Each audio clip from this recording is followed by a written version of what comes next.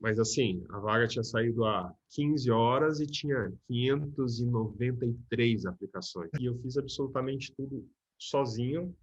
E eu acho que esse é um primeiro conselho que eu tenho que dar às pessoas: não façam isso. Eu estava trabalhando, minha família ficou em Madrid, e eu consegui fazer um acordo que eu trabalhava 15 dias em Bruxelas, 15 dias em Madrid. Até que em março, numa dessas idas e vindas, estava em Madrid, começou a pandemia, os números na Itália e na Espanha subindo absurdamente, e Madrid entrou em lockdown. Olá Brasil, para aqueles que não me conhecem, prazer, eu sou Marcelo, redator publicitário aqui nos Estados Unidos, e no episódio de hoje do Publicitário na Gringa a gente fala com Felipe Braz, Creative Director da Edelman de Madrid. O Felipe é outro desses monstros da direção de arte brasileira que, mesmo sem uma experiência em São Paulo, conseguiu cavar sua vaga na gringa. Então, 7 anos atrás, ele sai de Florianópolis para rodar passo na Europa sem nada garantido e com muita dedicação e uma história incrível. Ele consegue escolar sua primeira vaga na OGV de Madrid e desde então trabalhou não só na Espanha, como também na Bélgica. Então ele tem uma história incrível que eu recomendo muito que vocês vejam até o final. Então, se o seu sonho é trabalhar na gringa, se você gosta de publicidade, fica nesse vídeo aqui até o final, que eu tenho certeza que você vai gostar. Mas enfim, chega de papo, vamos ouvir o que é que o Felipe tem para contar pra gente. Felipe, muito obrigado pelo seu tempo aqui, cara. Sempre bom conversar com pessoas de vários mercados diferentes, né? Então começou com só gente dos Estados Unidos, daí fui trazendo gente de diversos outros lugares. Você tem experiência em Madrid, tem experiência na Bélgica, então muito interessante de conhecer um pouco mais da sua história. Então, obrigado pelo seu tempo aí, cara. Pô, valeu pelo convite, sou um fã do canal, acho que assisti quase todos os vídeos, me faltam alguns aí, Obrigado. acho que agora tá meio corrido aqui a coisa, eu acho que os últimos aí eu não consegui ver inteiro ainda, mas assisti quase todos. E já vou deixar uma crítica, a única crítica que eu tenho ao canal, que eu acho que ele devia ter surgido uns 7, 8 anos atrás, porque teria me ajudado bastante, cara, nessa minha saga aí. Mas Obrigado. eu acho que é super, meu, é essencial, assim, para a galera que está pensando em sair fora do Brasil. Acho que, pô, teu canal é essencial, assim, tem muita informação bacana mesmo, útil. Obrigado, Felipe. Para a gente começar, ao contrário da maior parte dos publicitários brasileiros que faz uma primeira passagem por São Paulo, você saiu direto de Santa Catarina, né? Isso mesmo. Para a Europa. E como é que surgiu essa oportunidade de trabalhar no exterior? Foi algo que você buscou ou foi algo que te chamaram? Como é que surgiu isso? Eu acho que eu sempre tive um pouco de vontade de sair do Brasil, assim, desde que eu comecei a fazer propaganda, mas eu acho que esse desejo começou a aumentar um pouquinho, cara, lá atrás, quando eu comecei a descobrir um pouco do trabalho que o pessoal estava fazendo na Léo Burnet Ibéria, que eu comecei a conhecer o trabalho do Chacho Puebla, do Pancho Cassis, Paulo Arias, enfim, vários dessas figuras aí que estavam fazendo um trabalho que realmente me chamava a atenção, e eu tinha um pouco de uma ideia, assim, lá no fundo, assim, cara, eu quero fazer esse tipo de trabalho, eu quero trabalhar com esses caras. Me chamava muito a atenção, assim, que era muito diferente do que a gente estava acostumado aí no Brasil, e até eu acho que estava rolando em outros lugares, assim. E eu fiquei bem aficionado no trabalho deles. Na época, tinha duas linhas, assim, de trabalhos que eu estava vendo, assim, que me encantavam muito, que um era o que o Anselmo estava fazendo na Ogilvy, no Brasil, e outro que essa galera toda estava fazendo aqui na Léo Ibéria. Então, acho que isso começou a me mover um pouco, assim. E aí, até eu decidir vir, foi um longo processo aí, que acabou acontecendo mesmo quando estava rolando o processo de reeleição, da última reeleição aí no Brasil. Eu estava em Floripa já, tava mais ou menos legal, assim, estava relativamente ganhando bem, estava bem posicionado numa agência de lá, que era uma agência mais tradicional do estado, uma agência conhecida, que já foi parte da DDB, uma agência que tinha já um respaldo bacana, assim, algumas contas legais. E aí, cara, a gente teve uma reunião com alguns clientes foi feita uma pesquisa e tal, e eu vi que a situação ia ficar complicada, assim. Alguns clientes estavam fechando lojas. E eu tinha um primo que morava na Itália, que tinha conseguido fazer o processo de cidadania. E aí foi mais ou menos, ou é agora ou nunca, né? Mas daí, então, o que você fez foi correr atrás do passaporte ou foi ir para ir e tentar descolar emprego? Como é que foi exatamente o processo? Então, foi um pouco dos dois, assim. Nessa época, eu acho legal, assim, dizer que, embora não tenha trabalhado em São Paulo, eu sempre tive essa intenção, assim. E ao longo da minha carreira foram acontecendo algumas coisas que não me permitiram ir ou surgiram oportunidades que na época eram um pouco mais interessantes. Na época que eu decidi fazer o meu passaporte, decidi vir para a Europa, foi quando eu tive a primeira proposta de ir para São Paulo que era bacana, assim, aconteceu ao mesmo tempo. E aí foi, putz, agora, o que que eu faço? Eu vou para fazer minha cidadania ou finalmente vou para São Paulo, né? E aí eu falei com a pessoa que tinha me feito a proposta, assim, olha, eu estava pensando em fazer minha cidadania e tal, e ela falou assim, ó, vai, e se tudo der errado, a gente dá um jeito, se eu não puder te Uhum. contratar, a gente vai te colocar em algum lugar, mas vai, cara, você tem que fazer isso. Então me deu um pouco de segurança, assim, para eu vir. Saquei, Aí saquei. eu vim para cá, fui para a Itália, fiquei morando na Itália quase um ano, acho que uns 9 meses, eu acho. Morei em duas cidades diferentes na Itália. E aí depois foi surgindo algumas coisas assim que eu acho que a gente pode se aprofundar mais para frente aí. Eu também tenho cidadania italiana, mas eu Uhum. fiz no Brasil. Você fez todo o procedimento na Itália. Eu fiz todo o procedimento na Itália e eu fiz absolutamente tudo sozinho. E eu acho que esse é um primeiro conselho que eu tenho que dar às pessoas: não façam isso. Não cometam esse erro. Eu sei que tipo tem uma galera no Brasil que tem direito a A cidadania. cidadania italiana, né? Eu acho que até principalmente no sul, se eu não me engano, 85% das famílias do sul tem alguma descendência italiana. Então é muito comum assim, pô, vou lá fazer e se eu puder dar um conselho que eu acho fundamental, eu pesquisa bastante sobre alguma assessoria, tem algumas empresas muito sérias que fazem esse processo todo. No final das contas, você vai economizar dinheiro, você vai economizar tempo e você vai aliviar um monte de estresse. É realmente um processo bem estressante, bem complicado e Uhum.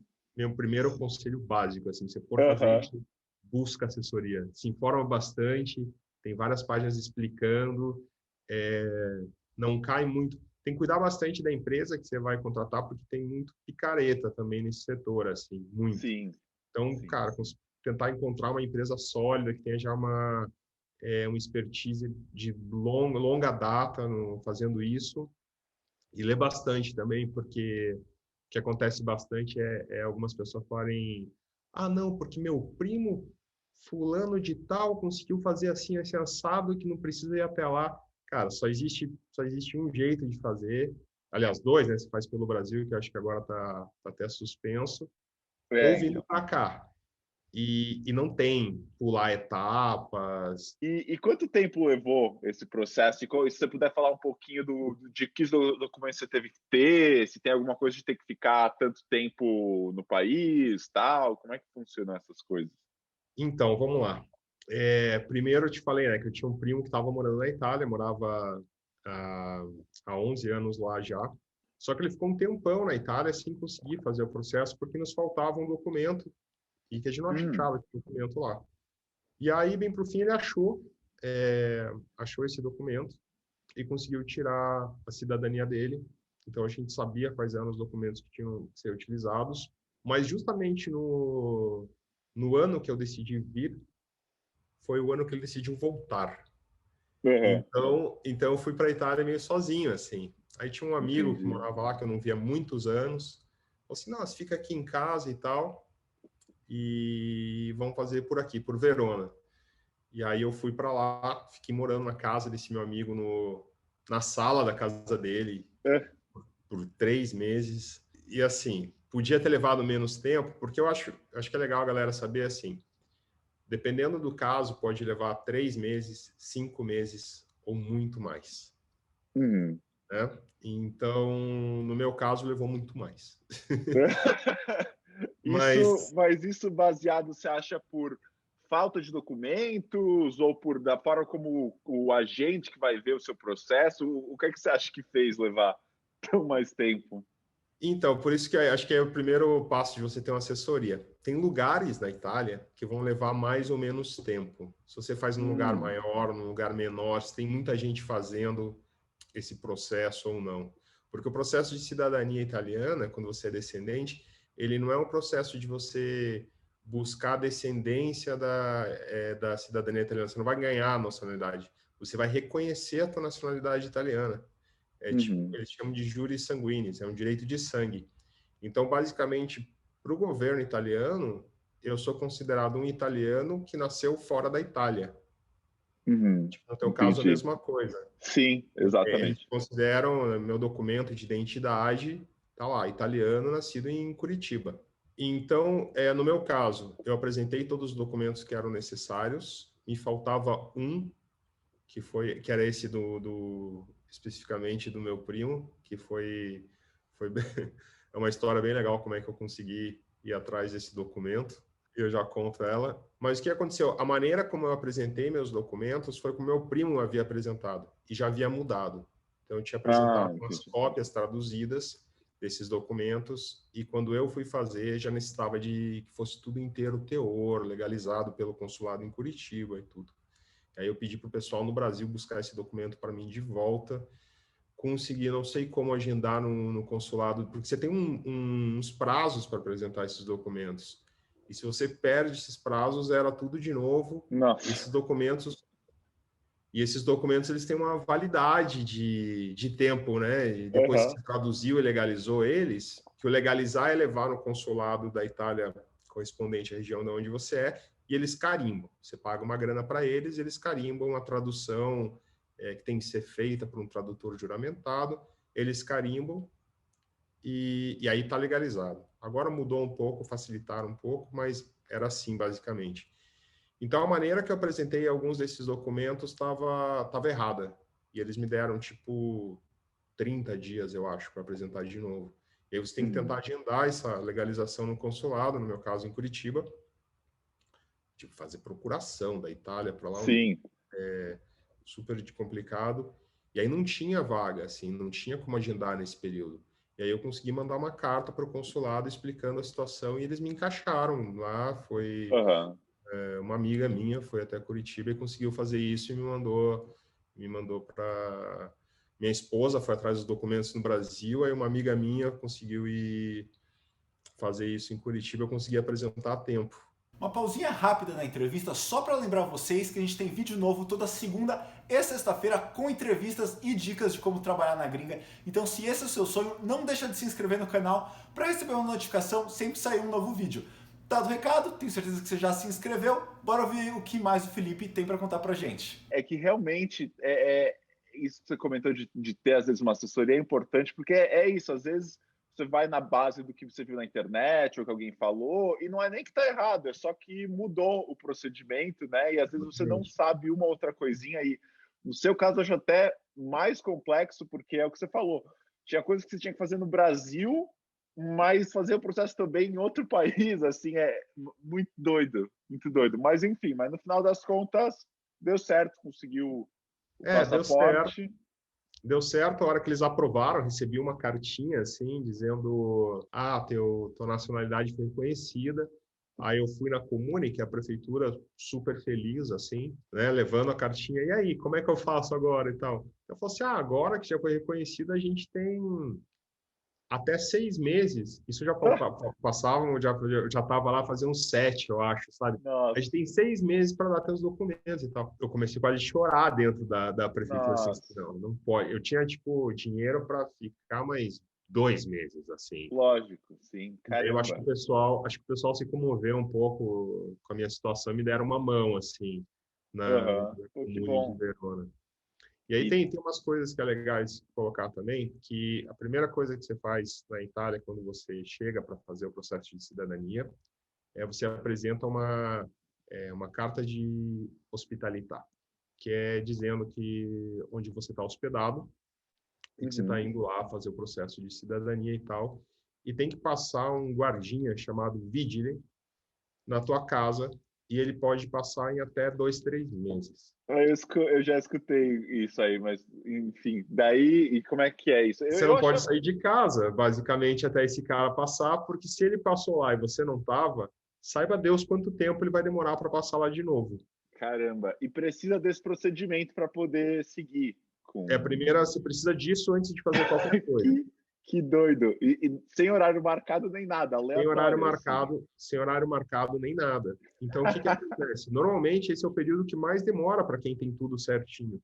E no meu caso, foi ao contrário. O Vigile passou em 2 dias que eu Ah, cheguei. que bom.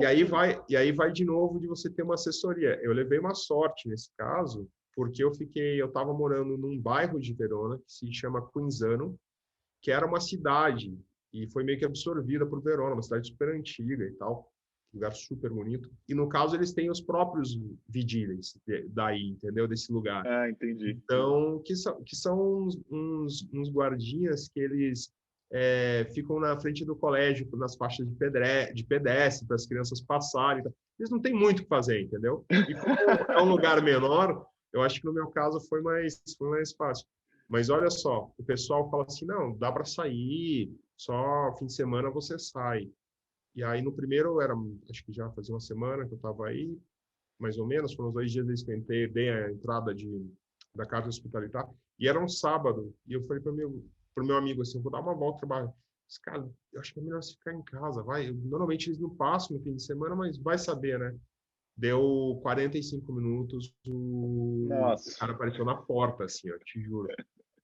caramba, caramba. Bom, daí o bom é que depois disso você pode dar uma saída mais É, tranquilo, né? aí você já tem uma autorização aí para ficar no país, se eu não me engano, se chama Passo di Soggiorno.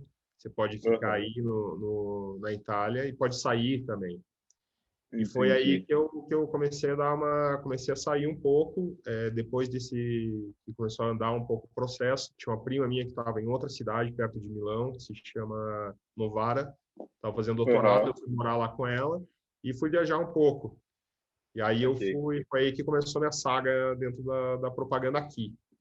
Aham, Tinha um amigo morando em Lisboa, um amigo que dividia apartamento comigo quando eu fiz faculdade e tal, ele é chefe de cozinha lá.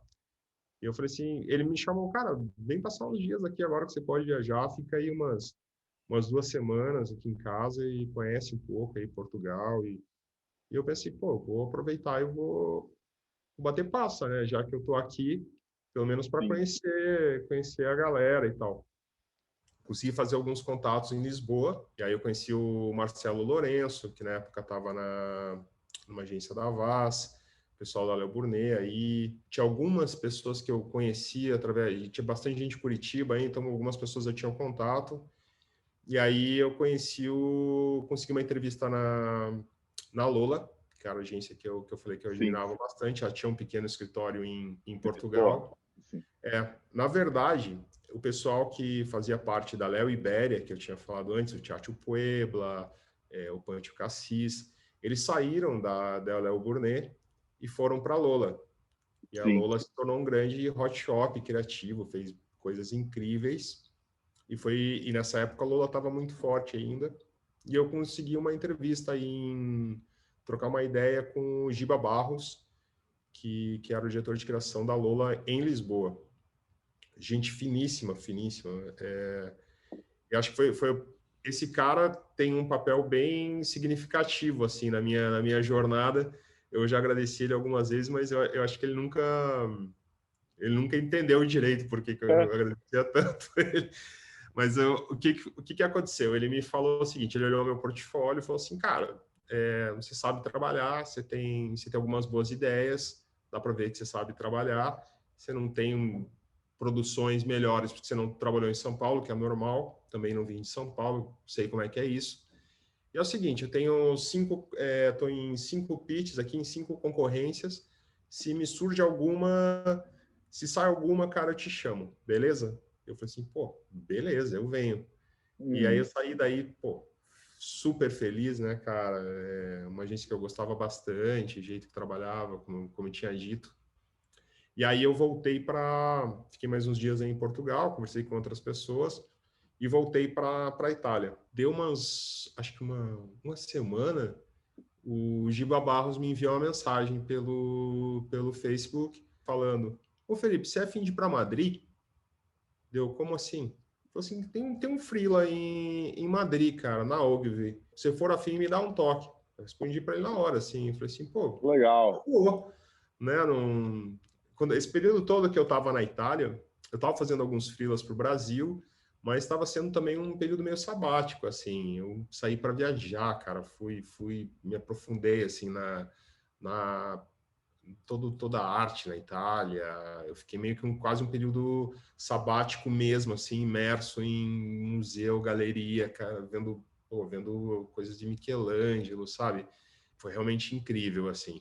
E aí surgiu isso aí, eu falei assim, então manda um e-mail para esse cara, que era o Paulo Arias, que era o CCO da Ogilvy Espanha. Aí mandei um e-mail pro Paulo, que não me respondeu rápido assim. Eu falei assim, já era, né? Aí, nesse período, eu comecei a falar com umas agências, fui tentar umas entrevistas em Milão. Né? Eu estava já morando perto de Milão, falei assim, pô, era 45 minutos de trem, e essas entrevistas, conseguir esses contatos naquele esquema, buscando o nome dos diretores de criação, chutando e-mail, né? fulano.sobrenome @qualquercoisa.com. Algumas vezes dava certo, tinha alguns, cara, que eu acho que eu ficava horas assim como que é o e-mail desse cara, tentando descobrir, assim. E meu italiano tampouco era muito bom para conseguir ligar nas agências e tal. Tinha um italiano muito básico que eu fiz um super intensivo de um mês aí em Floripa antes de vir. E então, algumas vezes eu ligava na agência, soltava alguma coisa em italiano aí, tentando descobrir o e-mail ou marcando uma reunião com o diretor de criação, e algumas vezes deram certo, outras não. Então, na Itália, eu consegui ter uma reunião eu não vou lembrar o nome dele agora, mas um diretor de criação muito legal da época na Thomson, super atencioso, me tratou muito bem. Eles tinham perdido, ou estavam remanejando dentro do grupo a conta da Ford na Itália. E ele falou assim, se isso não tivesse acontecido essa semana, eu te contratava agora.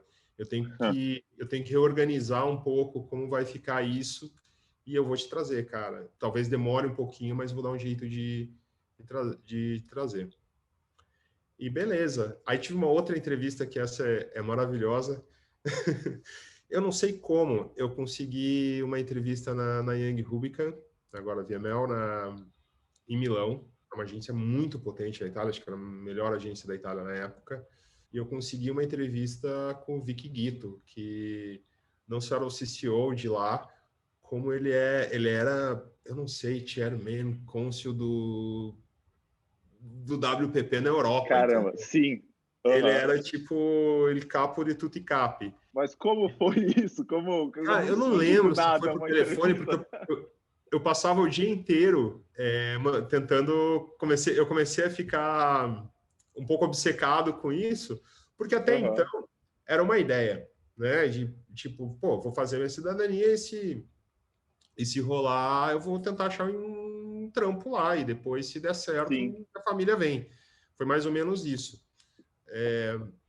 E aí eu ligava, mandava e-mail e tal. Em algum momento eu consegui essa entrevista com esse Sim. cara. E foi meio surreal, Que assim. legal. Sim. Porque... Não, imagino, porque você está numa entidade na sua frente, né? Não é Exatamente. qualquer pessoa. Caramba. Até onde eu consegui contar, e eu parei em algum momento, assim, eu consegui contar, tipo, uns 50 e poucos leões na parede, assim. O cara é uma personalidade na Itália, assim, no mercado, incrível. E essa reunião, cara, ela foi surreal, porque eu tentei mandar metade da reunião em inglês, metade em italiano. Aí ele chamou um... Mas ele estava se divertindo, entendeu? Acho que o mais engraçado é que ele tava achando graça naquilo. Acho que deveria fazer muito tempo que ele não parava para ver pasta de alguém, sabe? E aí ele chamou um outro diretor de criação, que era um argentino, que agora não vou lembrar o nome dele, Mariano, alguma coisa, que era outro cara super pica aí também. E justo quando esse argentino entra na sala, eu tava mostrando um anúncio da minha pasta, cara, que era uma piada com Maradona, assim, ó. Ele me olhou de canto, assim, cara, com uma cara, assim, na hora eu falei assim, putz, isso não foi bom, sabe? Que timing, que Time, absurdo. não, perfeito, assim, cara, perfeito. A perfeita chance pro azar, sabe? E Meu aí, Deus. mas eles mantiveram contato comigo, assim, acho que foi muito engraçado para eles, assim, a situação. E eu fiquei um pouco nervoso, tem umas horas eu já estava dando risada com eles, assim. Eu acho que foi muito cômico a situação toda. Eu fiquei umas 2 horas conversando com eles. Mas eles mantiveram contato comigo, tentaram encaixar alguma coisa lá também.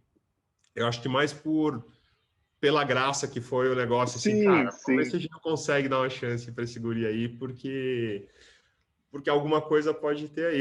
Acho que foi mais ou menos nesse feeling. E aí eu recebi um e-mail do Paulo, aqui da Espanha, falando assim, cara, seguinte, é período de férias aqui em Madrid, que julho, agosto, setembro, né, é o período de férias na Europa, basicamente férias de verão.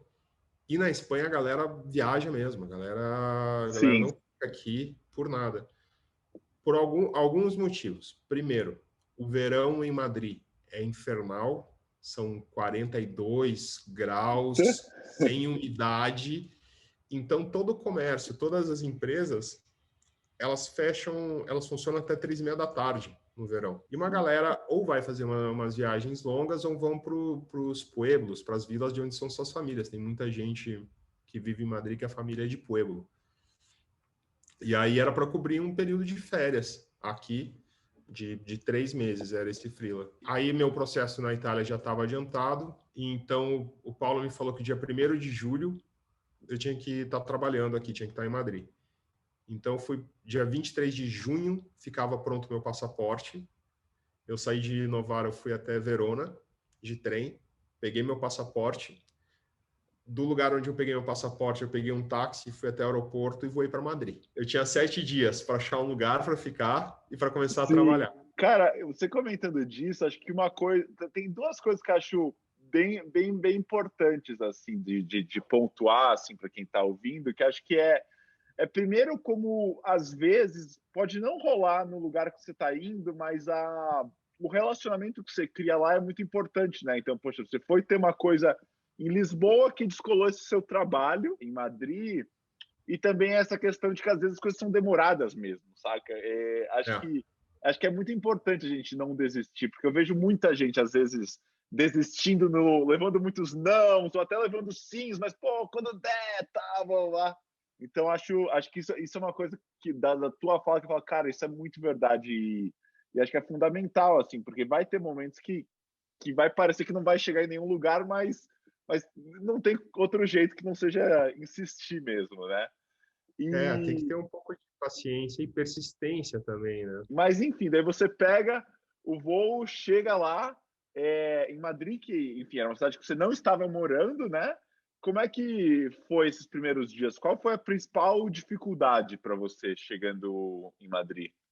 Bom, cheguei em Madrid, a primeira coisa que eu fiz, né, antes de vir, foi pegar um Airbnb. Eu não conhecia absolutamente nada de Madrid. Eu não conhecia a cidade, eu não conhecia ninguém em Madrid.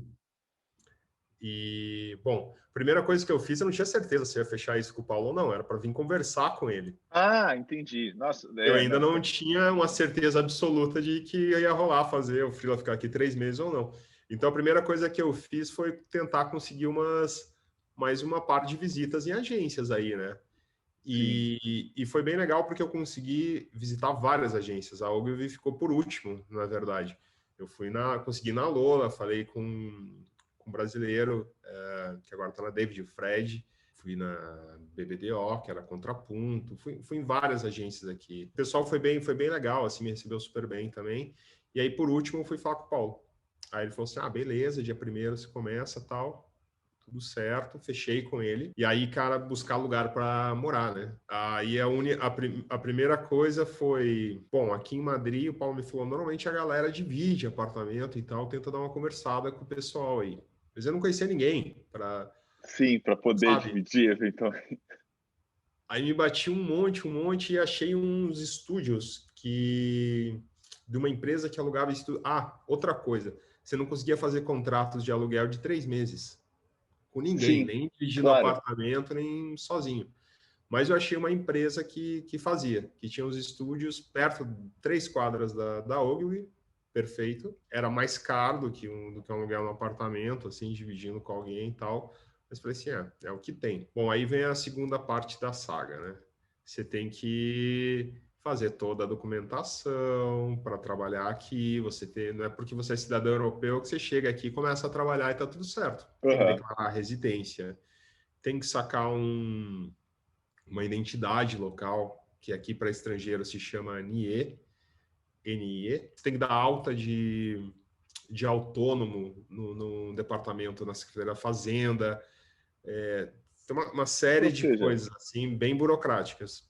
Nisso, a sim. Ogilvy foi muito legal. O pessoal do Recursos Humanos daqui da Ogilvy Espanha, maravilhoso nesse sentido. Me ajudaram muito. Fiquei amigo da galera, assim, entre o Uhum. financeiro e recursos humanos. Fiquei super amigo deles, que eles me deram tudo mastigado, assim, para fazer isso, me ensinaram passo a passo. E aí eu consegui fazer.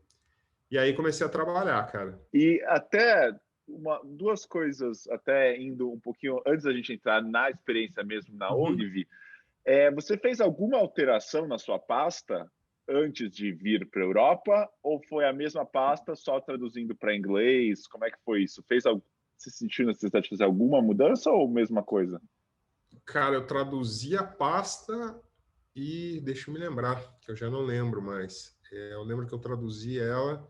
Eu acho que eu tirei algumas peças. Eu acho que tinha muita peça, eu tirei bastante coisa e tentei. Eu conversei com algumas pessoas de fora e tal. Na época, não me lembro bem com quem, mas tinha alguns amigos morando fora ou que já tiveram experiência na Europa que me deram um toque assim, ó, isso aqui vai ser mais bem visto por eles, isso aqui um pouco menos, porque aqui eu acho que, não sei como está hoje, agora no Brasil especificamente, mas na época no Brasil a gente fazia muito filme, print e rádio e outdoor, né, em out of home.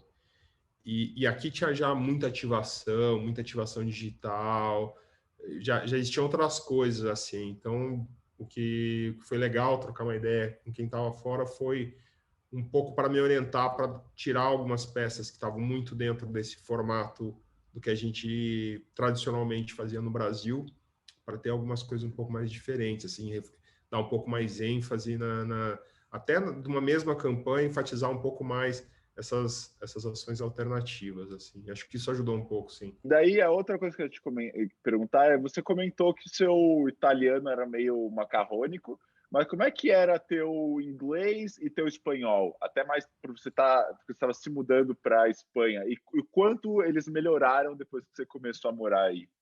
Beleza, algumas curiosidades. Primeiro, eu achava que eu sabia falar alguma coisa de italiano, porque venho de uma família italiana e, né, o Sim, nona, nona, a vida inteira falam algumas coisas em italiano com você, você acredita que sabe, né, um pouco. Primeiro engano, o que minha família falava no Brasil não é italiano. O que minha família falava é um dialeto antigo, muito antigo, nossa, da região do caramba, Vêneto, que basicamente hoje ele é falado por alguns velhinhos no Vêneto e alguns velhinhos no interior do Rio Grande do Sul, interior do Paraná, de Santa Catarina aí. É quase que um caramba, idioma em processo de extinção, assim. É uma curiosidade. nossa. E você E nunca sabe, aí, eu nunca imaginaria isso, cara. Que coisa surreal. Surreal, Caramba. surreal, surreal. Em que momento você descobre isso? Tipo, Eu quando você vai descobri, falar e vê que ninguém entende, né? eu descobri porque tinha um lugar que eu ia em Verona, um café de duas irmãs, assim, mais senhoras, era um cafezinho pequeno no centro histórico de Verona. Eu fiquei meio amigo delas, elas meio que me adotaram, assim, eu ficava praticando meu italiano com elas ali, almoçava com elas, duas figuras. E aí um dia eu falei alguma palavra e elas me falam, como é que você sabe falar isso? E aí elas me explicam, não, isso aqui é um dialeto, mas eu não escuto isso faz muito tempo e tal. E aí eu fui pesquisar um pouco. É muito interessante, né? E Sim, tem no nossa, Brasil uma resistência, assim, disso. Faz pouco tempo, eu vi que em algumas cidades do Rio Grande do Sul, eles chamam esse dialeto no Rio Grande do Sul de italiano, e tem uma cidade que eles declaram como uma língua cooficial, e tem uma rádio. Eles estão tentando caramba, nas escolas para tentar preservar o dialeto. que doido, caramba, meu. E com o inglês e o espanhol, como é que... Então, meu inglês, cara, estava muito enferrujado, muito enferrujado. Fazia muito tempo que eu não praticava, assim. E esse período todo que eu fiquei na Itália, eu não falei inglês também. Nada, Sim, nada. Eu estava focado em melhorar meu italiano. E é muito difícil falar inglês na Itália. Porque só as pessoas mais jovens falam inglês e os mais velhos que falam com muito acento. Mas um acento que é difícil aham. de compreender, entendeu? O alto-falante dos trens na Itália, em inglês, são difíceis de entender, de tão forte que é o acento. Então, eu tentava algumas vezes falar inglês na Itália e, putz, não rolava e já ia meio que ia arranhando o italiano, assim. E o espanhol, quando eu era criança, minha família era amiga de uma família de paraguaios, e a gente também tinha alguns amigos uruguaios, que durante minha infância, assim, acho que até uns 11, 12 anos de idade, eles sempre vieram passar verões ou uma época, algumas férias do ano na minha casa. E eu sempre brinquei com as crianças, né? Então, eu acho que o espanhol, para mim, em algum lugar eu tinha ainda na memória, assim, de criança, de algumas coisas. Então, além de ser um pouco mais fácil de você mandar Lógico. um embromation, eu tinha um pouco de memória, assim, de algumas coisas e tal, por essa parte. Então, me facilitou um pouco. Mas eu aprendi a falar espanhol mesmo, cara, Quando eu fui para esse estúdio que eu te falei, eu comecei a assistir uma série chamada El Patrón del Mal, que era uma Aham. série, é uma versão colombiana do Narcos, da história de Pablo Escobar, feita Caramba. pela TV Caracol. É bem legal, inclusive, porque é mais factual, assim, com as histórias, os personagens são idênticos às pessoas reais. Então eu assistia como 5, 6 episódios, cara, é gigantesco era uma telenovela, assim. E Aham. eu assistia 5, 6 episódios por noite dessa, dessa série, dessa novela, e eu fiquei amigo de uma galera da Andalucia na agência, que tem um Uhum. sotaque também, um acento muito forte, muito marcado aqui na Espanha.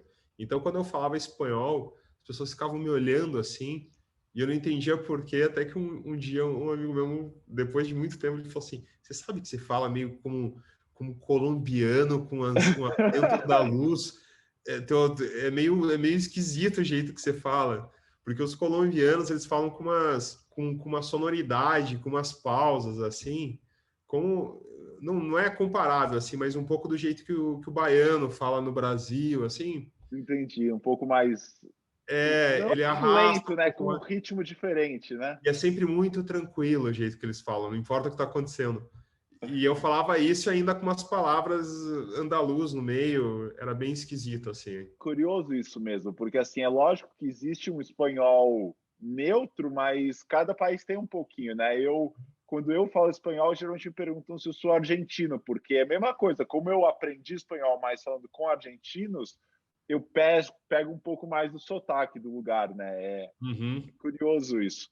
Mas daí você começa a trabalhar na Ogilvy de Madrid, qual que foi a principal diferença que você sentiu do trabalho lá para o trabalho que você fazia no Brasil e se isso trouxe alguma dificuldade para você? Cara, na verdade, muda um monte de coisas, né? Várias coisas. Mas eu acredito que a experiência que eu tinha do Brasil me ajudou em vários aspectos. Primeiro, porque na época que eu estava na UWG, em Floripa, a gente levava muitas contas de governo com muito volume de trabalho. Então eu já tinha conhecimento de uma organização de fluxo de trabalho quando em alta demanda, assim, em alto volume de trabalho. E quando eu cheguei na Ogilvy, fazia pouco tempo que eles estavam levando a conta da Iberia Airlines, e, cara, era meio frenético. Quando eu cheguei, eu vi que tava um caos, assim, e eu mais ou menos vi por que o Paulo me chamou ali e tal. E, cara, era caótico, caótico, assim. Aham. Aí a primeira coisa que eu fiz, preciso entender o que é essa conta, o que sai de dia a dia, de volume, e por que essa galera toda tá surtando aqui. Então, eu primeiro dei uma analisada no que eram os principais jobs que saíam, imprimi o Brand Guide, que era uma bíblia, assim, de, sei lá, Aham. gigantesco, comi aquilo uma semana ali e comecei a organizar, tipo, básico, assim. Fui vendo o que saía mais, quais eram os formatos. Já tinham 2 diretoras de arte sênior na nossa equipe, que levam, sei lá, 20 e poucos anos na Ogilvy. Chamei elas, que me receberam super bem, chamei elas, a gente tem que me ajudem a organizar isso aqui, porque tá complicado aqui e tal. Aí elas me deram a mão, cara, a gente criou basicamente uma cama para tudo que era de print, porque tinha uns brand guides muito específicos. Os vídeos que saíam também promocionais e tal também tinha alguns recursos que eram sempre utilizados da mesma forma. A primeira coisa que eu fiz foi organizar o básico disso, assim, para dar fluxo.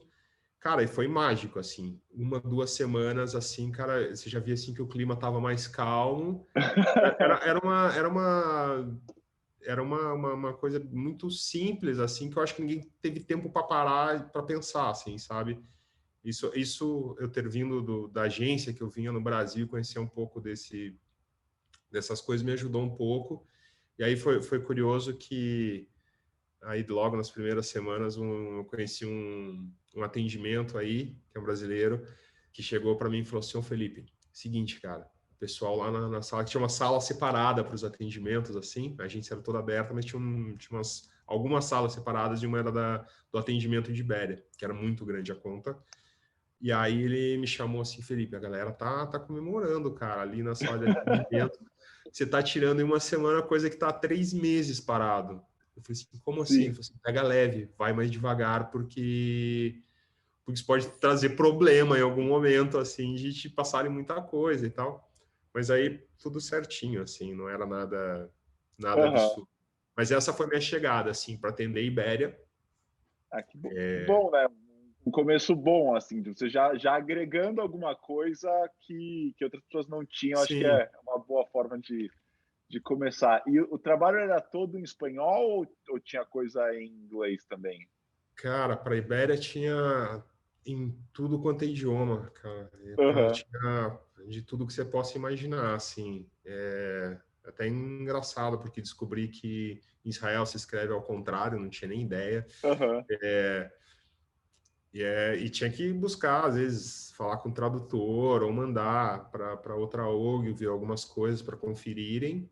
Mas sim, tinha campanha no mundo inteiro, né? A Ibéria, ela, Saquei. ela tem rotas para todo mundo, assim. Para além desse, enfim, desse começo que você comentou dos processos, tal, em termos de carga de trabalho, você acha que era uma carga de trabalho maior, menor ou igual ao que você tinha no Brasil? Eu acho que era menor, mas existem algumas coisas na Europa que mudam bastante, assim. Tinha algumas coisas que levavam mais tempo para aprovar do que no Brasil e algumas coisas que aprovavam mais rápido.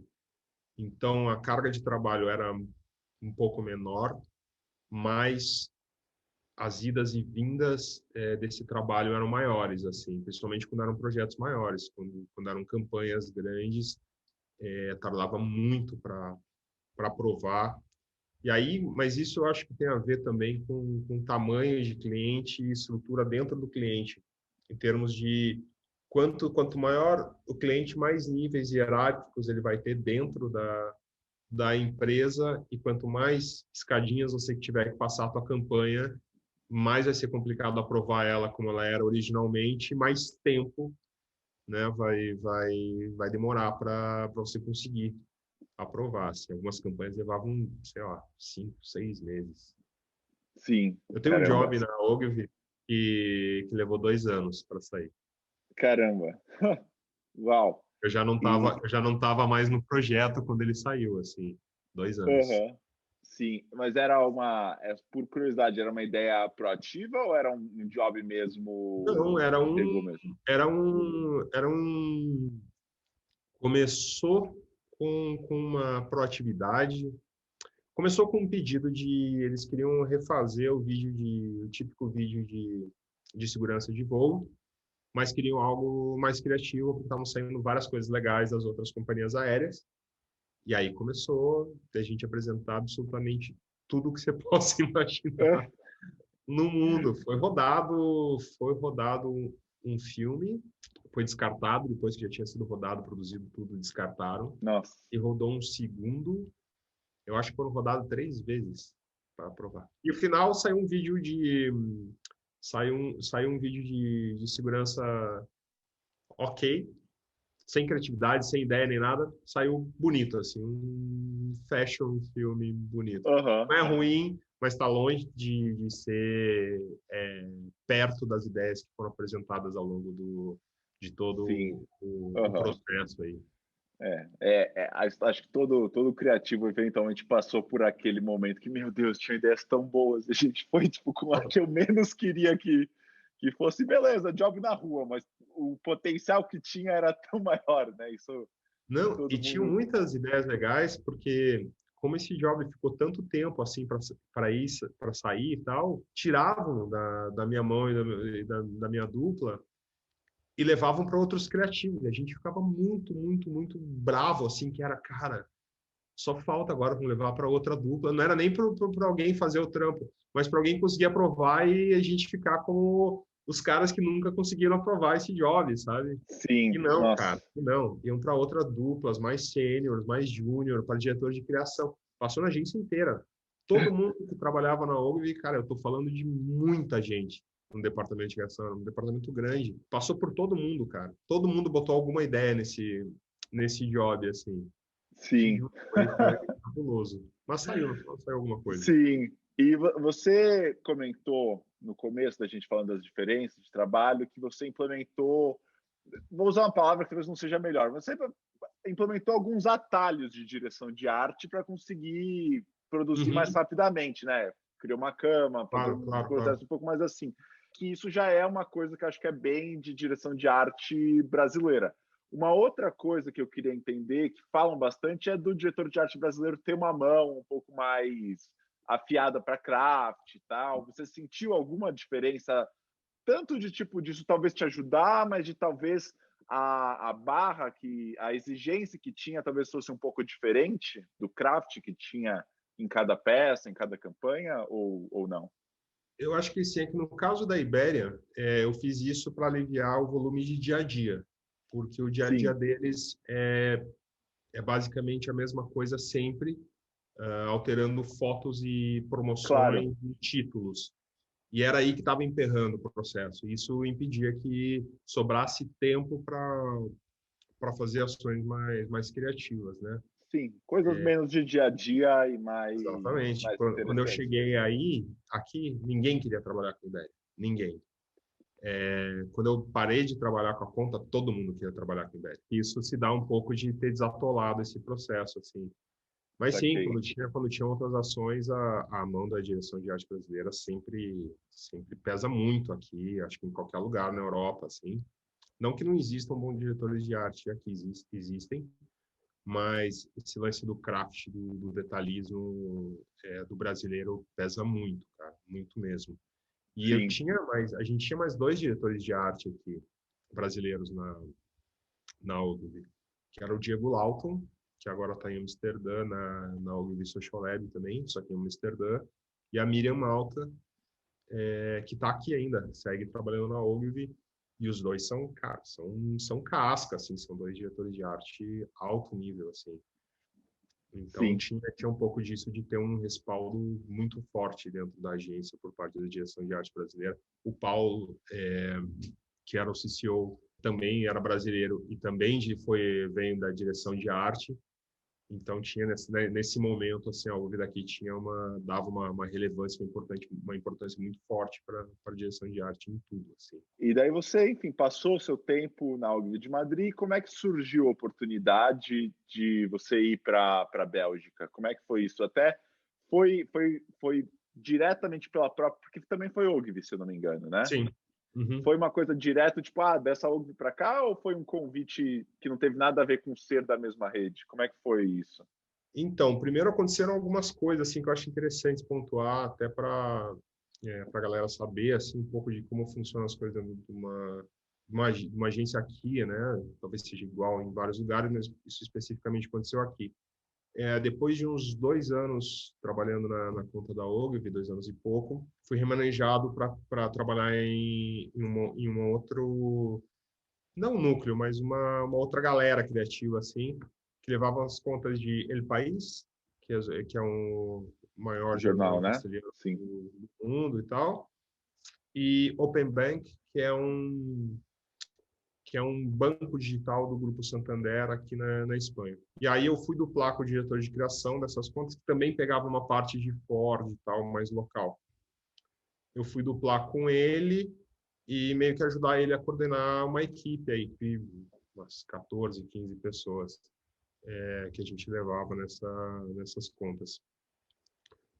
Aconteceu que logo no início, aí acho que 1 mês, 2, depois 3 meses, esse diretor de criação, que era redator, ele teve alguns problemas pessoais e se afastou da gente. Aí colocaram um outro diretor de criação, Pablo Cachon, para meio que supervisionar um pouco. E o Pablo olhou para mim, era bem próximo, assim, foi meu diretor de criação na época trabalhava com Ibéria. Falou assim, cara, toca aí, se tiver algum problema, tu me chama, mas ele levava a parte gorda de Ford, levava Ibéria, levava Santander, ele tinha um monte de pepino para resolver. Ele me olhou assim, vai tocando aí. E aí, quando eu vi, cara, eu tava com uma equipe inteira, sob minha responsabilidade, um monte de job Caramba. na mesa, chamei todo mundo, assim, e a galera comprou a ideia, eu falei assim, a gente tem que organizar isso aqui, cara, e tentar melhorar um pouco do trabalho que sai de dia a dia. São 2 clientes legais, dá para fazer coisas legais e vamos aí. Todo mundo da equipe abraçou a ideia. Eu pude contratar um redator para duplar comigo de novo. E aí a gente foi tocando essas contas, esses jobs que tinham, que era muita coisa. Conseguimos fazer algumas coisas legais. Mas El País era um cliente que na época estava com o grupo, estava com alguns problemas, tinha pouco dinheiro, mas mesmo assim a gente conseguia fazer algumas coisas de dia a dia boas, assim, muito melhores do que tinham antes. A gente sempre Uhum. tentava botar a ideia e ficamos meio amigo da diretora de marketing do país, e ela Uhum. já aprovava um monte de coisa sem ver, às vezes. Sabe? Que bom, Já né? começou a ter uma relação mais legal, assim. E quando eu estava mais ou menos por aí, a Ogilvy estava se reestruturando globalmente através de uma coisa que eles chamavam de Next Chapter. E aí é legal entender como é que era a Ogilvy aqui na Espanha. A gente ficava num prédio de uns 5, 6 andares, e cada andar era uma Ogilvy diferente. Tinha a Ogilvy Health, Ogilvy PR, tinha uma Ogilvy chamada Ogilvy Music, tinha Caramba. Nell Ogilvy, Ogilvy One e Ogilvy Mater, que era nós. Uau. Nesse processo do Next Chapter, basicamente eles achataram tudo em uma única Ogilvy. E aí começou a rolar um pouco de, tu imagina, eram 5, 6 CEOs, CCOs, todo o C-level estava multiplicado por 5, né? Sim. Então não chegava a atingir todo mundo, mas era nítido que tinha uma tensão muito grande, assim, na agência e tal. Nesse período a gente ficou 2 anos, eu acho, sem 2 anos, 2 anos consecutivos sem escrever nada em festival nenhum. Rolou várias coisas, assim, as melhores ideias que a gente teve na Ogilvy nesse período nunca foram escritas em lugar algum. E aí, cara, no meio desse processo, eu recebi um convite para ir para a Ogilvy Social Lab em Bruxelas, para começar. Eles eram uma agência independente, a Social Lab era uma agência independente que foi adquirida pelo WPP alguns anos atrás e se converteu em Ogilvy Social Lab. E eles cresceram muito dentro do grupo, principalmente aqui na Europa. Então, em alguns lugares, eles fazem a gestão inteira da Ogilvy. Como, por exemplo, na Bélgica e em Amsterdã, a gestão total é Ogilvy Social Lab. E era uma agência de performance em social media, basicamente, né? O departamento de mídia tem 150 pessoas e o departamento de criação 25. Sim. Então, eles tinham essa necessidade de desenvolver uma cultura criativa, de implementar uma mudança, assim. E aí eu fui para lá, e foi por aí que eu recebi, foi nesse momento que eu recebi a oferta para ir para lá, a proposta, né? Mas você, eu não sei nem se isso faz alguma grande diferença, mas foi uma coisa que você acha que foi via, sei lá, um RH regional da Ogilvy ou foi uma coisa de tipo, não, o cara da Ogilvy, sei lá, o CCO ou sei lá, o ECG lá te conhecia e te chamou? Ou foi uma coisa, vamos ver quem são os talentos? Porque às vezes acontece isso, às vezes não, né? Às vezes é um Claro. papo direto, né? O CCO, eu conheci o CCO da Ogilvy Social Lab em Bruxelas, e ele ligou pro Paulo, perguntando, cara, você vai ficar muito puto se eu levar o Felipe para a Bélgica? Foi bem essa a conversação. Entendi. Eu sei até porque depois eles me mostraram, assim, mas foi mais ou menos essa, foi mais ou menos essa conversa, assim. E aí o Paulo falou assim, vou, mas, cara, pode levar, porque eu acho que é legal para ele e tal, e tudo mais. Foi muito... Ele foi muito bacana comigo, assim, nesse sentido, cara, super legal. E o que é E, que te interessou em mudar de país? Você já estava pensando nisso? Foi talvez pelas marcas, pela posição? O que é que te fez pensar, porra, vou mudar de novo de país? cara, tinha essa possibilidade de poder fazer coisas mais legais, de entrar numa posição um pouco melhor, com algumas marcas bem interessantes mesmo. E eu fiz muitos amigos aqui na Ogilvy da Espanha. Muitos, muitos, muitos. Fiquei muito próximo das pessoas, me receberam muito bem em todos os níveis da agência, assim.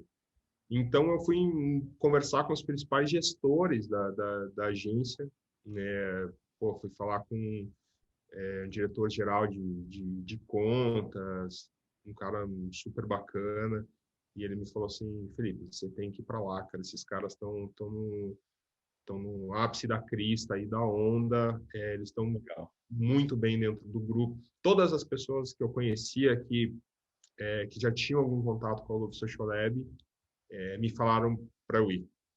Primeiro, acho que isso pesou bastante, assim, eu tive esse respaldo, assim, da agência em si, assim, como um todo. E aí depois rolou, né, a integração entre as duas agências para me levarem, e tem inclusive algumas desavenças, assim, entre Aham. os dois lados, mas enfim, no final deu tudo certo e eu fui para a Bélgica. Saquei. E como é que foi esse processo de mudar de país mais uma vez? E se você acha que já ter tido o processo de Brasil, Itália, Madrid te ajudou de alguma forma? Se foi menos doloroso ou se foi a mesma dificuldade de antes? Então, de alguma forma, algumas coisas foram mais fáceis e outras muito mais difíceis.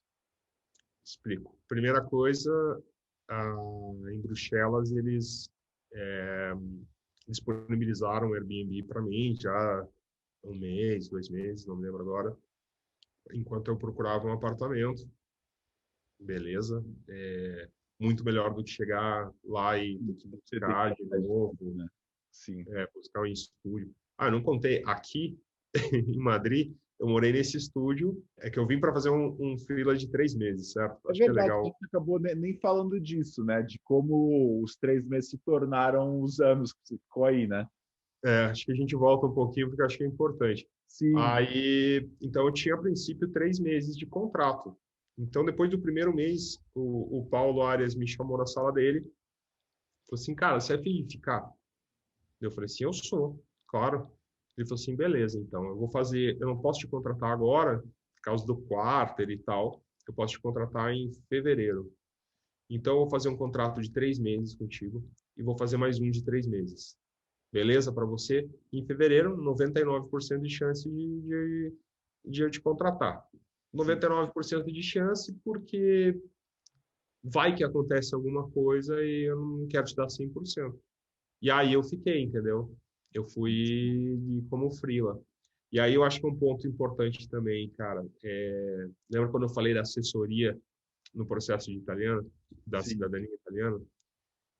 Cara, quando você puder dar um conselho para alguém, quando você for se mudar para outro país, for começar a negociar salário e tudo isso mais, contrato por conta própria mesmo, um assessor contábil ou algo assim. Eu ganhava um valor como freelance, e aí me falaram assim, não, você vai ganhar a mesma coisa contratado e tal. Eu falei assim, não era o melhor salário do mundo, mas tampouco era um salário ruim, beleza. O que acontece? Quando eu estava trabalhando como freelance, a Ogilvy pagava meus impostos todos e vários descontos que tem. Quando converteram o mesmo valor para contrato, essa tributação não estava embutida, eu não sabia, obviamente. Quando Sim. eu recebi o primeiro salário, foi assim, caraca, o que que eu fiz?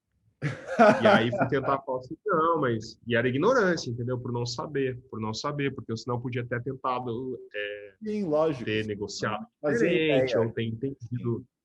Não fazia ideia, não fazia ideia. E isso acontece depois, a mesma coisa na Bélgica.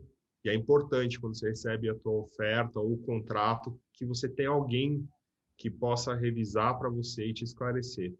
Porque mesmo que você esteja na Europa, onde os procedimentos são mais ou menos parecidos, cada país vai ter coisas muito específicas e algumas pegadinhas que você não sabe, assim. E daí os 99% se confirmaram? Ou teve alguma coisa no meio? Se confirmaram, e aí eu fui contratado em fevereiro, que nem o Paulo tinha dito. E, cara, durante esse período que eu fiquei, o que eu acho legal dizer também para a galera, assim, como que rolou isso, esse período que eu fiquei cobrindo de freelance as férias aqui, tinha pouca gente na agência, e fazia muito calor, como eu falei, eu não conhecia ninguém.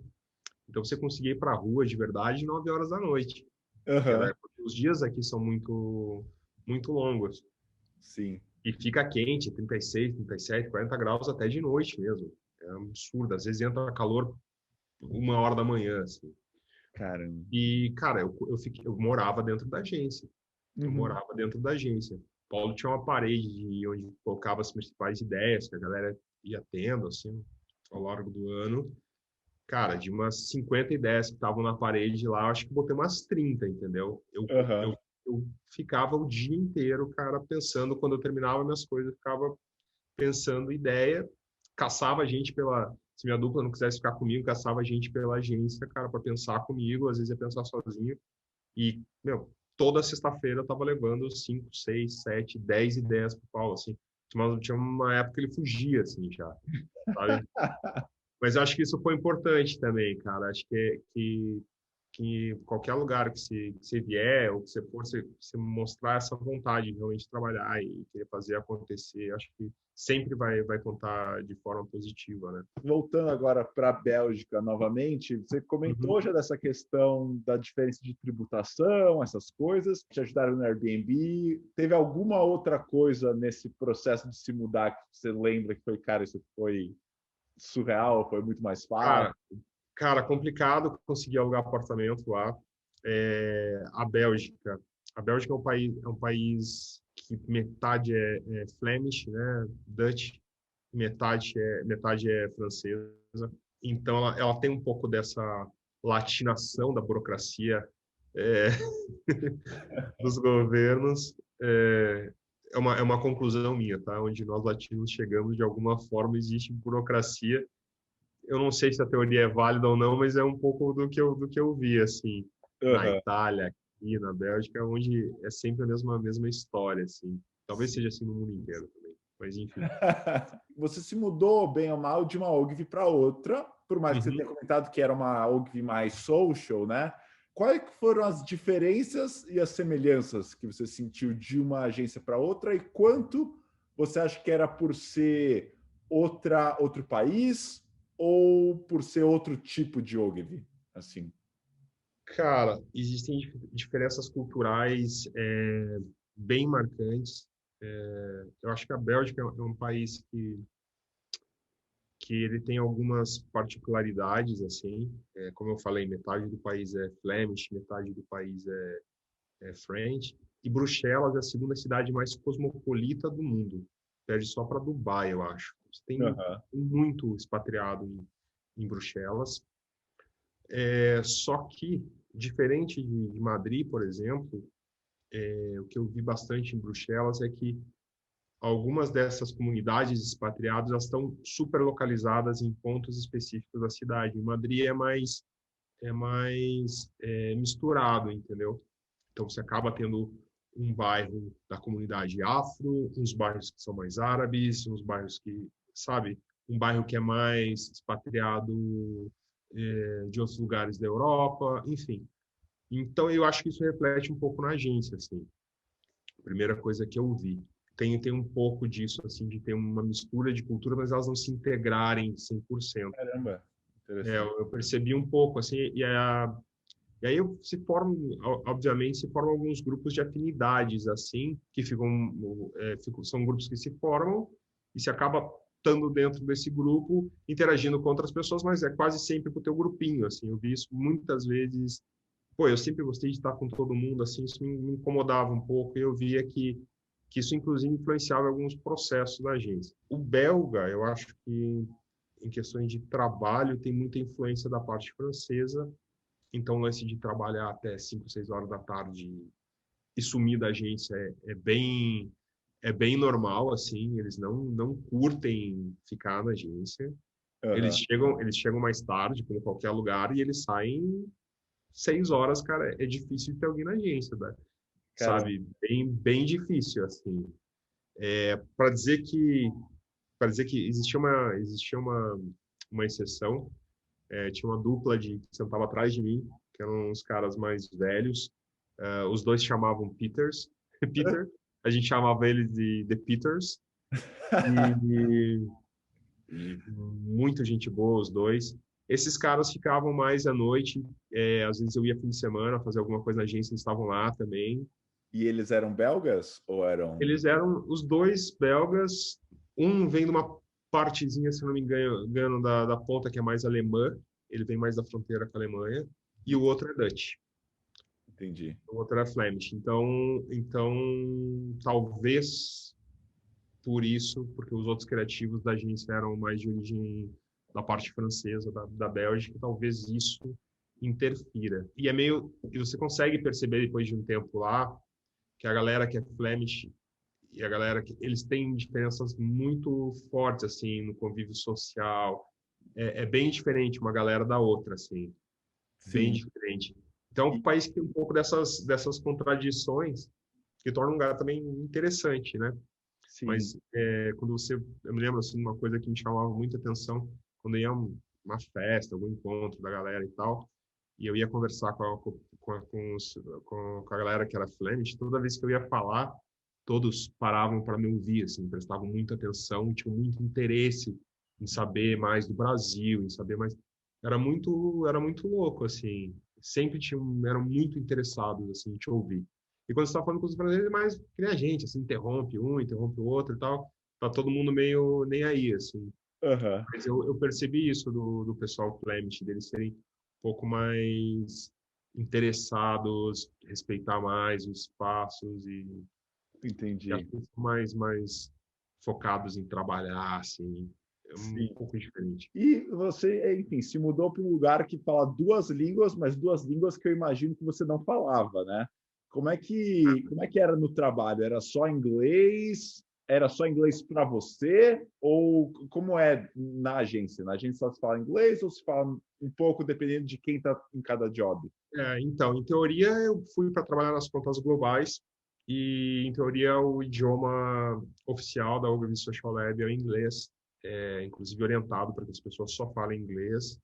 Tinha alguns programas, inclusive, de cursos de inglês para quem quisesse aprimorar o inglês. Eles disponibilizavam dentro da agência, uma ou duas vezes por semana. Então, me comunicava em inglês, basicamente. Acontecia algumas vezes de eu estar no meio de uma reunião com a galera e tal, e alguém virar para o outro e começar a falar em francês, sabe? E várias vezes, assim, algumas passava batido, mas eu me lembro de uma vez, assim, que eu fiquei meio puto, de parar assim e falar assim, ó, me levantar e falar assim, beleza, acho que vocês já têm resolvido o job e não precisam de mim, tchau. Ele me olhou meio assustado. Assim, ó, vocês sabem que eu não falo francês e que vocês estão conversando de um job que eu estou Sim, diretamente envolvido. Aí, pô, me pediram desculpa. Mas eu acho que era meio, as pessoas não faziam de propósito, assim. Eu acho que esse dia até deu uma estourada, assim, porque tinha acontecido várias vezes consecutivas com as mesmas pessoas e eu tentava meio que deixar claro que eu estava incomodado de alguma forma, sabe? Não queria expor ninguém, assim, tentava mostrar que quando eles estavam falando francês, tentava falar alguma coisa em inglês para verem, ó, tô aqui, né? E sim, até que chegou um ponto que meio que estava normalizando isso e eu meio dei essa sim. estourada. Assim. Não fui mal Mas educado, mas, tipo, mostrei que eu não lógico. estava muito feliz, sabe?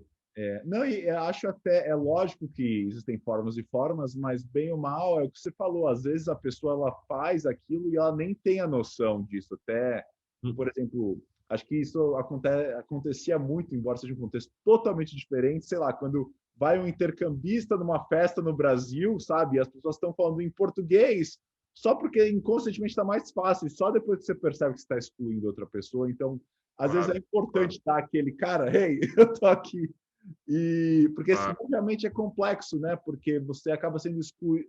Supostamente eles estão fazendo aquilo para ser mais fácil, mas acaba excluindo, porque eles vão fechar tudo uma coisa e vão ter que alinhar com você depois, se forem alinhar, né? Então é uma situação bem imagino assim que indo de um lugar que você falava em espanhol ou inglês para um lugar que falava Dutch ou francês, realmente é complexo. Uma coisa que você chegou até a abordar em algumas perguntas anteriores, mas quantas pessoas nas agências que você trabalhou eram de outros países e quantos eram locais? E se você sentia alguma diferença na forma como era o trabalho com pessoas locais e para pessoas que vieram de outros países? Uhum. Cara, aqui na Espanha, na Ogilvy, a Ogilvy era uma agência que tinha gente de muito lugar. Então, mas era uma agência muito latina.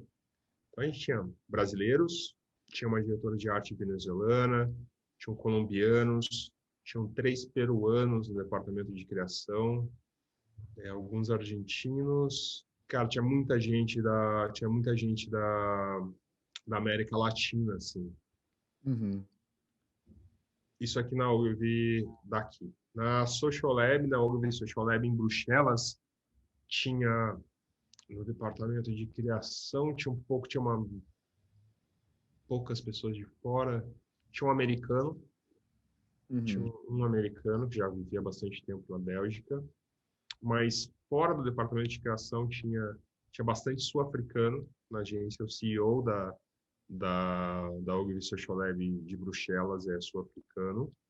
Uhum. E aí ele trouxe mais uma galera mesmo, assim, muita gente dentro do departamento de planejamento e mídia, tem bastante gente da África do Sul. Cara, tem muita gente lá de outros lugares e rola um intercâmbio maior também, porque eles têm escritórios em outros lugares do mundo. Em alguns lugares eles são partners, em outros lugares eles são prestam serviços para alguma OGIV, em alguns lugares eles trabalham com a Geometry, então eles têm presença em Singapura, em Tóquio, e às vezes tem gente de fora na agência, ou muita gente de Amsterdã também. Que eu acho interessante, uma coisa que você sempre pergunta, vou fazer um parênteses aqui, sobre os diretores de arte na Europa, se trabalham ou não. Veio essa dupla, uma dupla mais sênior, um cara e uma menina. Beleza, sentaram perto de mim e tal, troquei uma ideia com eles, muito esquisito, eles não paravam na mesa deles, estavam sempre conversando com os atendimentos, estranhíssimos, assim, super, super diferentes, super estranhos, assim, do resto, né, do que a gente estava acostumado. Vieram de uma outra agência de lá. E aí um dia a diretora de arte da dupla, já uma par de meses depois, me pergunta assim: Felipe, você tem Photoshop no teu computador? Eu, claro, aconteceu alguma coisa com eu. Assim, não, até agora não instalaram a suíte Adobe no meu computador. Eu, como assim? Mas você está 3 meses na agência? Não, peraí que eu vou resolver para você. Eu já sabia, né, ligar para TI, tudo isso. Não, vamos resolver isso, que absurdo. Eu falando para as pessoas indignado, assim. Meu Deus, cara, como é que até agora não arrumaram o computador dessa guria? Coitada, deve estar aí, né, toda ferrada, sei lá como, pedindo favor para alguém. Aí consegui que instalassem tudo. E eu vi que ela não ficou super agradecida, assim, sabe? Uhum. E aí, depois de um tempo, assim, que um dia ela tava fazendo não sei o que, assim, eu vou fazer isso aqui no Keynote, faz muito tempo que eu não uso o Photoshop e tal. E, cara, basicamente, uma diretora de arte que ela não só não usa, mas não sei se o quanto ela usou na vida, entendeu? De qualquer programa gráfico, assim. Então, daí você fica trabalhando na Bélgica por um tempo, e como é que surge esse movimento de voltar para Madrid? Bom, não foi planejado, começaram a acontecer algumas coisas. Primeiro de tudo, eu estava trabalhando, minha família ficou em Madrid, então estava indo e vindo todos os meses, e eu consegui fazer um acordo que eu trabalhava 15 dias em Bruxelas, 15 dias em Madrid. Às vezes em casa, em Madrid, às vezes eu ia visitar a agência, eu trabalhava desde a OGV de Madrid também. Então eu ficava 15 dias lá, 15 dias aqui, aeroporto direto e tudo mais. Até que em março, numa dessas idas e vindas, eu estava em Madrid, começou a pandemia, os números na Itália e na Espanha subindo absurdamente, e Madrid entrou em lockdown. Nossa. 100% lockdown, assim, fechado. E foi um momento bem cabreiro, assim, de você saía na rua, era pouquíssimas pessoas, e as pessoas ainda não sabiam, a gente não tinha ideia ainda De forma de alguma. como se comportar. Então tinha gente com traje desses de acidente nuclear na rua, uma galera com umas máscaras de exército. Cara, foi bem amedrontador o começo, assim, sabe? E eu tava aqui. E aí mandei e-mail para Bruxelas falando assim, ó, seguinte, acho que vocês acompanharam aí as notícias e tal, não tem como sair de Madrid, não tem como sair da Espanha, não tem como sair de casa. Você podia ir no mercado e na farmácia, e a polícia podia te parar e você tinha que justificar, era nesse nível, assim, o lockdown que a gente estava vivendo aqui. Enquanto isso, eu olhava no Instagram, meus amigos em Bruxelas e tal, festa, churrasco, galera aproveitando a vida, curtindo a vida doidado, assim, basicamente. Caramba! E aí eu mandei e-mail para Bruxelas e rolavam assim, mas você sabe quando que você pode vir? Eu falei assim, olha, está no meio de uma pandemia, os números estão altos e eu não sei se vocês estão vendo, mas não tem como, não sei quanto tempo isso vai durar ou não. Ah, beleza, trabalho de casa. Dava uma semana, a mesma coisa. Eu comecei a sentir uma pressão, assim, de quererem que eu voltasse, porque lá era como se não estivesse acontecendo a mesma coisa que aqui. Lá era como se, a pandemia lá atingiu a Europa, a Itália, não dá nada, sabe? Caramba. Esse primeiro passo de negacionismo geral, depois algumas pessoas começam a conscientizar até que dá merda, né? Enfim, e durou bastante tempo isso, assim. A Bélgica foi fechar já no verão, metade do verão. Então, até lá, eu comecei a sofrer um pouco essa pressão, comecei a sentir um pouco essa pressão, eu tentava explicar que estavam complicadas as coisas, que não tinha como e tudo mais, e até que começou a ficar séria a coisa lá, eu percebi que eles não estavam entendendo bem, sabe? E aí eu vi que eu fui sendo, não tirado, mas assim, alguns projetos que eu levava maiores foram colocando outra pessoa, me colocaram umas coisas mais simples e tal. Eu comecei a sentir, assim, um pouco pressionado nesse sentido para eu voltar. Nisso, eu acredito que em julho o CCO anunciou que ia sair da agência e me avisou um dia antes, assim, da saída dele. Eu falei, putz, agora vai ficar mais complicado ainda. Já estava vindo menos job, aí já começou a pandemia a estar batendo mais forte na Bélgica, teve uma redução de jornada para todo mundo, para a agência inteira, alguns só sexta-feira, outros quinta e outras pessoas da agência quarta, quinta e sexta. Aí teve essa redução de jornada, redução de salário também.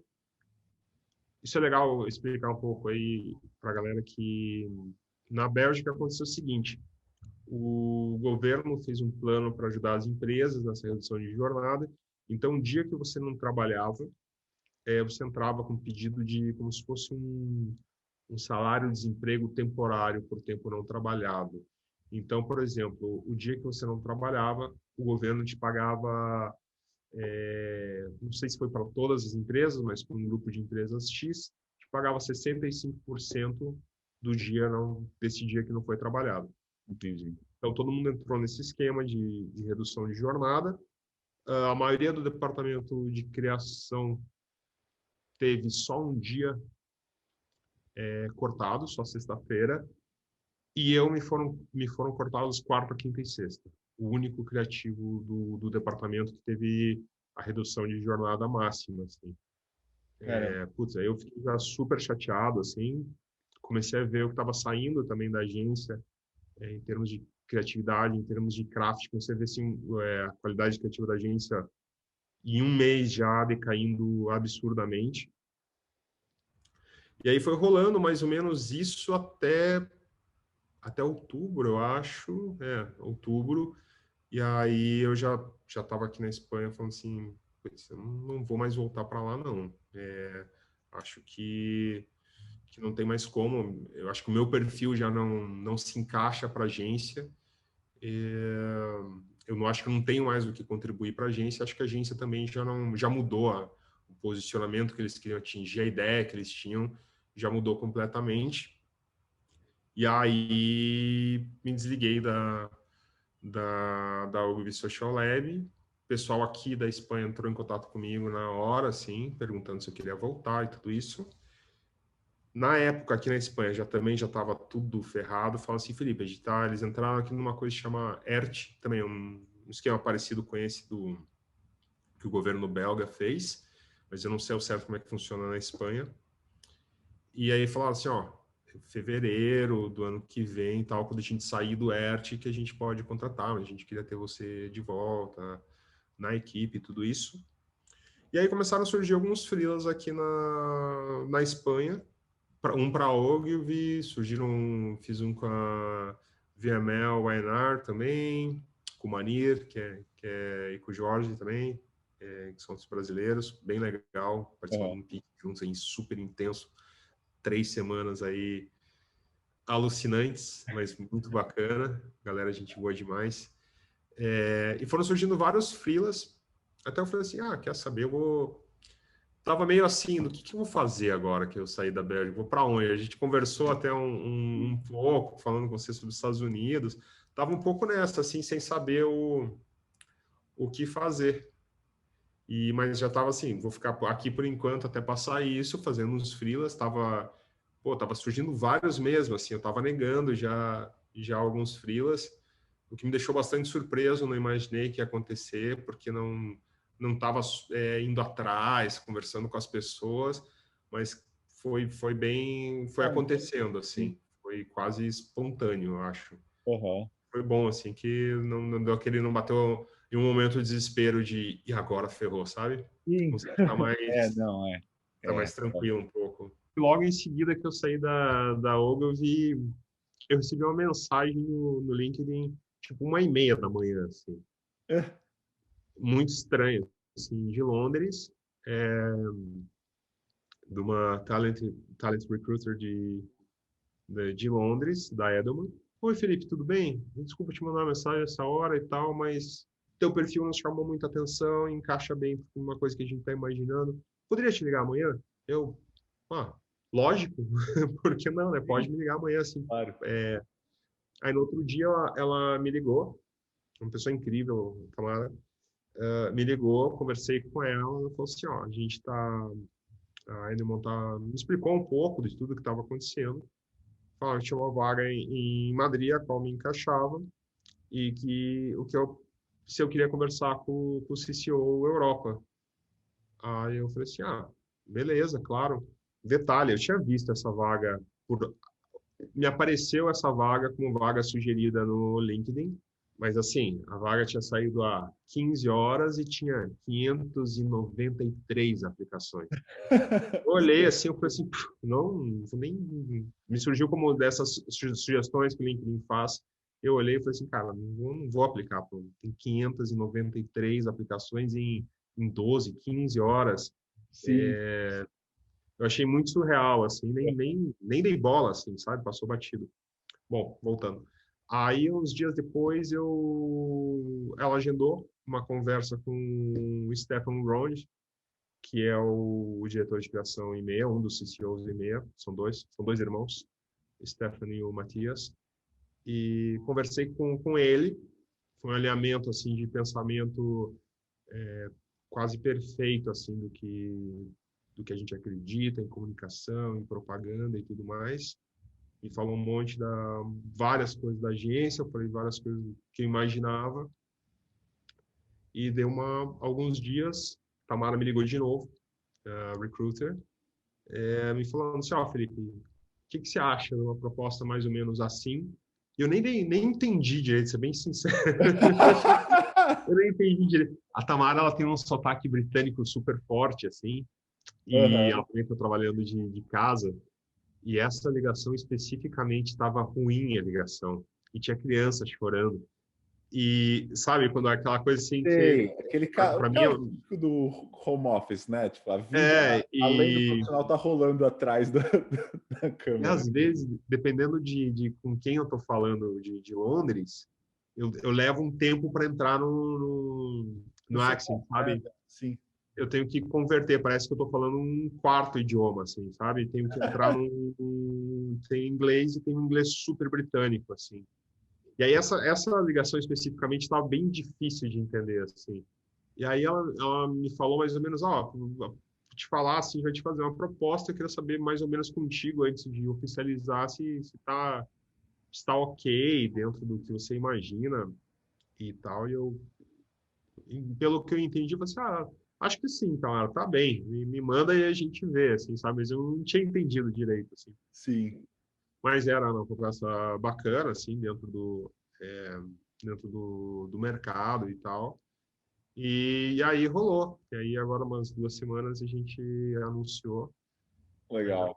um processo de integração aí.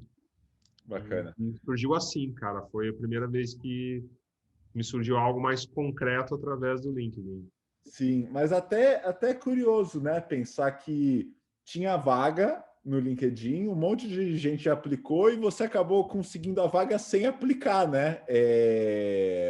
Foi muito mais porque, enfim, porque era teu perfil mesmo e que bom que chegaram, né? É curioso. É bem interessante, bem interessante. E até conversando com alguns outros diretores de criação da região, né? Tive umas conversas com África do Sul, com França, com Amsterdã, Alemanha, e é bem curioso assim que todos eles entraram na Edelman quase com o mesmo perfil, assim, encaixa muito, tem um perfil bem específico, assim, algumas coisas de carreira, de tipo de trabalho que são bem pontuais, assim. Porque eles têm, é interessante contar isso um pouco também, que a Edelman nessa região, ela trabalha realmente de maneira integrada, assim. Pode até parecer um clichê quando a gente escuta de outras networks, óbvio, tem no mundo inteiro, mas poucas vezes eu trabalhei integrado com óbvios de outro lugar, ou mesmo com amigos na VML, é mais complicado um pouco. E na Edelman, não, o acesso é muito fácil e realmente, tipo, a galera que está na África do Sul conta com os copies que estão em Londres ou fazem coisa para o tempo inteiro, assim, o tempo inteiro. Legal. Então é como se fosse uma grande agência e meia mesmo, não tenho agências separadas. Então tem gente de outros escritórios trabalhando em projetos comigo hoje aqui, e eu estou trabalhando, até ontem estava trabalhando para um projeto do Canadá, entendeu? E daí, lógico que no momento de pandemia é mais complexo falar isso, mas pensando no momento que você tivesse uma carta branca para contratar, o que você buscaria num brasileiro para levar ele para trabalhar com você aí em Madrid? Então, acho que hoje, eu sempre vejo muita pasta, assim, sabe? Sempre fui um pouco aficionada por ver pasta, principalmente de brasileiros, assim, porque acho que a qualidade do trampo do Brasil é absurdamente foda, craft de direção de arte. Eu, inclusive, tenho uma teoria que eu acho que os redatores brasileiros são melhores que os diretores de arte, assim. O problema é que só falam português e isso complica um pouco quando você não é nativo e tal. Por isso tem mais diretor de arte fora. Mas tem tanto redator bom no Brasil, cara, é tão, pô, acho impressionante assim a qualidade de crafting copy de brasileiro. Realmente eu nunca vi em lugar nenhum, assim. São poucos os copies que eu conheci aqui na Europa e com trabalho com os Estados Unidos que tem a mesma detalhismo assim de copy que o brasileiro. Uhum. Eu acho que hoje, cara, eu buscaria eu vejo muita pasta parecida no Brasil, sabe? Às vezes por mais que a pasta seja maravilhosa, você vê ideias parecidas, direção de arte parecida, parece que tá todo mundo bebendo da mesma referência que são as próprias pastas. E acho que é um processo até natural, assim, acho que ninguém faz isso propositalmente, mas você acaba vendo quem são as pessoas melhores para se referenciar e eles fazem esse trabalho e você acaba, de alguma forma, replicando. Então, acho que eu procuraria no meio dessas pastas todas legais, assim, eu tentaria buscar onde estão as coisas mais frescas, sabe? Onde tem mais essência, onde tem algo com mais originalidade. Às vezes nem tanto o craft de produção, mas aonde que estão as coisas que realmente pode ter uma relevância maior, um impacto maior. Você comentou que você foi para a Bélgica e sua família ficou aí em Madrid. Você pode falar um pouco? Você é casado? Você tem filhos? Como é essa situação? Assim, quem é essa família que a gente comentou? Que eu me toquei aqui, que eu estava assumindo, mas não sei exatamente com quem você mora. Não, beleza. Bom, quando eu vim para a Europa lá atrás, 6, 7 anos atrás, eu estava namorando. Eu vim sozinho. É curioso isso. E aí, quando eu estava na Itália fazendo o processo e tal, quando já podia viajar, minha namorada até então veio para a Itália, a gente fez uma viagem junto e tal. Quando eu vim fazer as entrevistas em Madrid, ela também veio para cá, ficou uns 10 dias aqui em Madrid, e logo ela voltou para o Brasil. E aí, quando a ideia era assim, quando você for contratado, a gente vai para o Brasil, todo mundo. E aí foi em fevereiro, aí ela veio, só que para ela vir, ela tinha que ter os documentos e tal, né? E aí que vem a parte bizarra da história. Eu casei com ela por procuração. Que era a maneira mais rápida de fazer. Então eu casei com ela por procuração no dia 1º de abril. Caramba! E aí depois a gente traduziu os documentos, tudo, e aí ela veio para poder fazer os papéis dela, para poder ficar aqui de boa. Veio Caramba! ela e a nossa filha e tal, e aí foi assim que a gente que a gente veio. Mas o primeiro período aí que eu estava na Itália fazendo Aliás, que eu estava aqui na Espanha já, eu fiquei sozinho, elas vieram me visitar algumas vezes, a gente matriculou a pequena na escola, então ela ia na escola, o período que ela estava aqui, ela ficou alguns meses aqui, acho que 3 meses, indo na escolinha, tudo certinho, ela voltou para o Brasil, seguindo na escola do Brasil, voltou para cá seguindo na escola, assim, era como se ela estivesse vivendo em 2 países diferentes, assim. Foi, Sim. foi, foi interessante. O que que você sente mais saudade do Brasil e o que que você acha que você vai sentir mais saudade da Bélgica? Cara, Bruxelas tinha uma coisa legal, que Bruxelas é perto de tudo, assim. 1h30, 2 horas você está em Rotterdam, em Düsseldorf, em Colônia, em Luxemburgo, sabe? É muito rapidinho, assim. E é legal ir para esses lugares. Você pode ir domingo de manhã e voltar à noite, sabe? E eu acho que isso é uma coisa muito legal da Bélgica. Putz, tem uma infinidade de cervejas absurdas. Acho que Bruxelas tem tipo 1.500 rótulos de cerveja, sabe? Uhum. Incrível. O chocolate também é bom pra caramba. E Sim. eu gostava de dar uns rolés aleatórios em Bruxelas, assim. Eu saía caminhar, buscar algum café, algum bar diferente, para provar uma cerveja diferente. Acho que isso era um pouco bacana, assim. Mas, por outro lado, cara, Bruxelas chove o dia inteiro, sempre, sem parar, não importa que época do ano você esteja, não para de chover. Do Brasil, cara, obviamente, família, amigos, você sempre sente falta, por mais que converse assim, de vez em quando bate uma, putz, que saudade dessa galera e tal. E um pouco da comida, mas não muito, assim, porque eu tampouco sou super fã de comida brasileira, tem uma outra coisa que eu gosto mais, e tem uma churrascaria brasileira, um restaurante brasileiro bem pertinho da minha casa em Madrid, que é Uhum. bom, eu vou lá direto, sou amigo do pessoal, e então Sim. facilita um pouco, assim. Até agora, Uhum. na pandemia, eles vieram entregar uma costela em casa. Foi bem, bem legal. E se você se mudar de Madrid, pensando médio e longo prazo, porque você acabou de voltar, então é óbvio que não é o que está agora.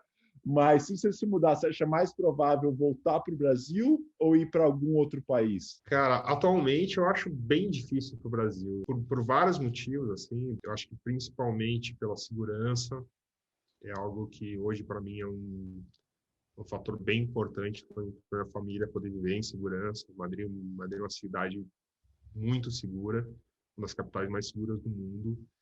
Eu posso andar a qualquer hora na rua, em qualquer lugar, sem medo nenhum, sabe? O sistema de saúde aqui funciona bem, não é perfeito, mas funciona bem. Então, a gente tem plano de saúde privado também, mas é um outro fator que eu acho que conta bastante, se você precisar de algo assim. Então, acho muito difícil eu voltar para o Brasil, basicamente por isso, assim, Uhum. por essas razões, principalmente segurança, saúde, né, qualidade de vida em geral, assim. E acho que então talvez eu fosse para outro país, mas eu não sei dizer se eu fosse me mudar de novo, se eu tentaria seguir na Europa ou seria para algum outro lugar, assim, algo que eu ainda não tenho claro, assim, futuro.